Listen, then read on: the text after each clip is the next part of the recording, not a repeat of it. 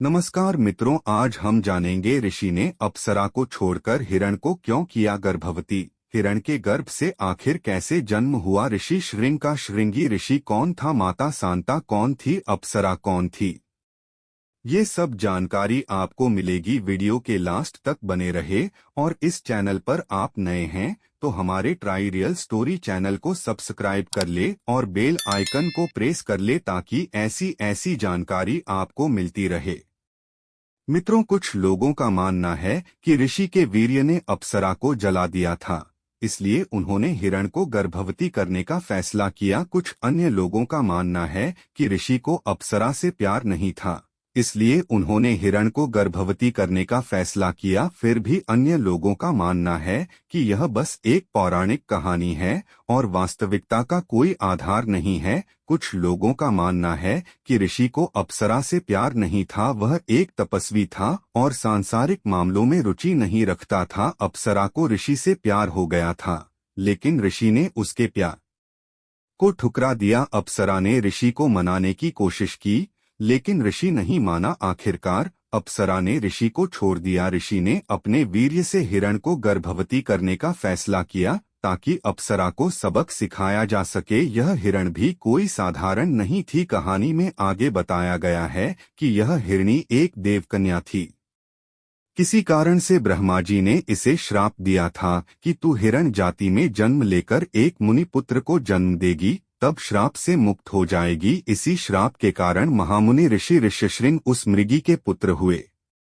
वे बड़े तपोनिष्ठ थे।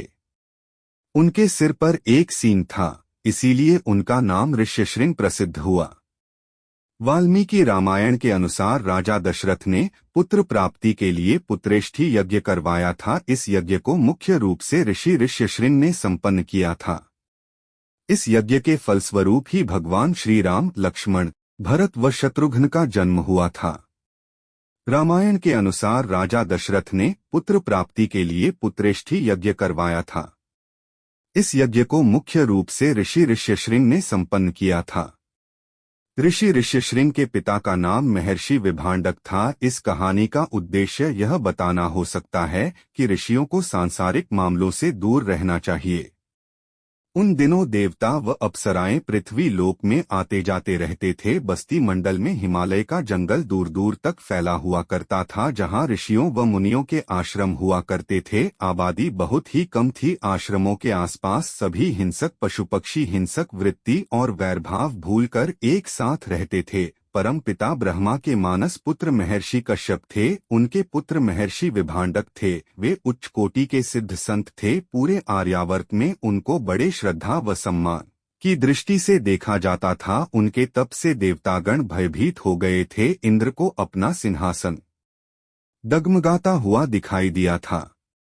महर्षि की तपस्या भंग करने के लिए उन्होंने अपने प्रिय अप्सरा उर्वशी को भेजा था, जिसके प्रेमपाश में पड़कर महर्षि का तप खंडित हुआ और दोनों के संयोग से बालक श्रृंगी का जन्म हुआ। पुराण में श्रृंगी को इन दोनों का संतान कहा गया है। बालक के मस्तक पर एक सींग था, अतः उनका नाम श्रृंगी पड़ा। बालक को जन्म देने के बाद उर्वशी का काम पूरा हो गया और वह स्वर्गलोक वापस लौट गई। इस धोखे से विभांडक इतने आहत हुए कि उन्हें नारी जाति से ही घृणा हो गई। वे क्रोधित रहने लगे तथा लोग उनके शाप से बहुत डरने लगे थे। उन्होंने अपने पुत्र को माँ, बाप तथा गुरु तीनों का प्यार दिया और तीनों की कमी पूरी की। उस आश्रम में किसी भी नारी का प्रवेश वर्जित था। वे अपने पूरे मनोयोग से बालक का पालन पोषण किए थे। बालक अपने पिता के अलावा अन्य किसी को जानता तक नहीं था। सांसारिक वृत्तियों से मुक्त यह आश्रम साक्षात स्वर्ग सा लगता था। शक्ति और रूप अपनी अप्रत्याशित मंडनहीन ताजगी में बालक श्रृंगी को अभिसिंचित कर रहे थे। यह आश्रम मनोरमा के तट पर स्थित था। एक अन्य जनश्रुति कथा के अनुसार एक बार महर्षि विभांडक इंद्र के प्रिय अप्सरा उर्वशी को देखते ही उस पर मोहित हो गए तथा नदी में स्नान करते समय उनका वीर्यपात हुआ। एक शापित देवकन्या मृगी के रूप में वहां विचरण कर रही थी। उसने जल के साथ वीर्य को ग्रहण कर लिया। इससे एक बालक का जन्म हुआ। उसके सिर पर सींग उगे हुए थे। उस विचित्र बालक को जन्म देकर वह मृगी शापमुक्त होकर स्वर्ग लोक चली गई। उस आश्रम में कोई तामसी वृत्ति नहीं पाई जाती थी। महर्षि विभांडक तथा नवज्वलयमान बालक श्रृंगी का आश्रम अंग देश से लगा हुआ था। देवताओं के छल से आहत महर्षि विभांडक तप और क्रोध करने लगे थे, जिसके कारण उन दिनों वहां भयंकर सूखा पड़ा था। अंग के राजा रोमपाद ने अपने मंत्रियों व पुरोहितों से मंत्रणा किया। ऋषि श्रृंगी अपने पिता विभांडक से भी अधिक तेजवान एवं प्रतिभावान बन गए। उसकी ख्याति दिग्दिगंतर तक फैल गई थी। अंगराज को सलाह दिया गया कि महर्षि श्रृंगी को अंग देश में लाने पर ही अंग देश का अकाल खत्म होगा। एक बार महर्षि विभांडक कहीं बाहर गए थे, अवसर की तलाश में अंगराज थे। उन्होंने श्रृंगी ऋषि को रिझाने के लिए देवदासियों तथा सुंदरियों का सहारा लिया और उन्हें वहां भेज दिया। उनके लिए गुप्त रूप में आश्रम के पास एक शिविर भी लगवा दिया था। त्वरित गति से उस आश्रम में सुंदरियों ने तरह तरह के हाव भाव से श्रृंगी को रिझाने लगी। उन्हें तरह तरह के खानपान तथा पकवान उपलब्ध कराए गए। श्रृंगी इन सुंदरियों के गिरफ्त में आ चुके थे। महर्षि विभांडक के आने के पहले वे सुंदरियां वहां से पलायन कर चुकी थीं। श्रृंगी अब चंचल मन वाले हो गए थे। पिता के कहीं बाहर जाते ही वह छिपकर उन सुंदरियों के शिविर में स्वयं पहुंच जाते थे। सुंदरियों ने श्रृंगी को अपने साथ अंग देश ले लाने में सफल हुई। वहां उनका बड़े हर्ष और उल्लास से स्वागत किया गया। श्रृंगी ऋषि के पहुंचते ही अंग देश में वर्षा होने लगी। सभी लोग अति आनंदित हुए। अपने आश्रम में श्रृंगी को ना पाकर महर्षि विभांडक को आश्चर्य हुआ। उन्होंने अपने योग के बल से सब जानकारी प्राप्त कर लिया।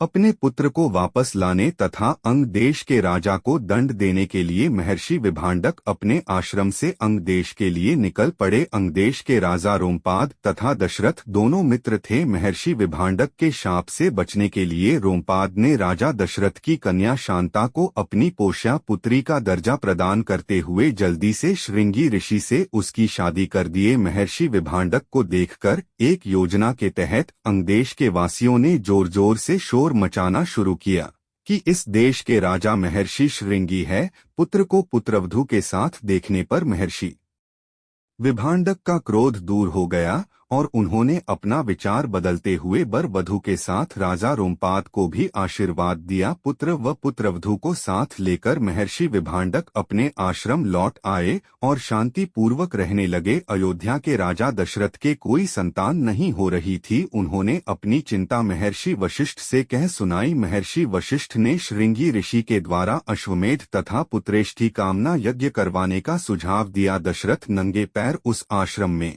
गए थे। तरह तरह से उन्होंने महर्षि श्रृंगी की वंदना की। ऋषि को उन पर तरस आ गया। महर्षि वशिष्ठ की सलाह को मानते हुए वह यज्ञ का पुरोहिताई करने को तैयार हो गए। उन्होंने एक यज्ञ कुंड का निर्माण कराया।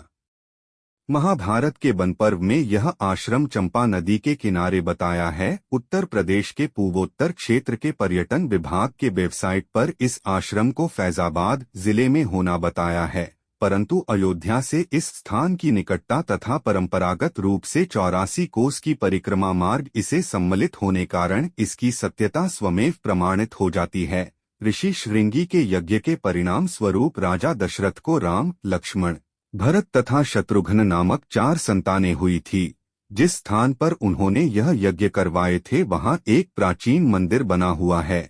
यहाँ श्रृंगी ऋषि व माता शांता का मंदिर बना हुआ है। इनकी समाधियां भी यहीं बनी हुई है। यह स्थान अयोध्या से पूरब में स्थित है। आषाढ़ माह के अंतिम मंगलवार को बुढ़वा मंगल का मेला लगता है। माताजी को पूरी व हलवा का भोग लगाया जाता है। इसी दिन त्रेतायुग में यज्ञ का समापन हुआ था। यहाँ पर शांता माता ने 45 दिनों तक आराधना किया था। यज्ञ के बाद ऋषि श्रृंगी अपनी पत्नी शांता को अपने साथ लिवा जाना चाहते थे, जो वहां नहीं गई और वर्तमान मंदिर में पिंडी बनकर समा गई।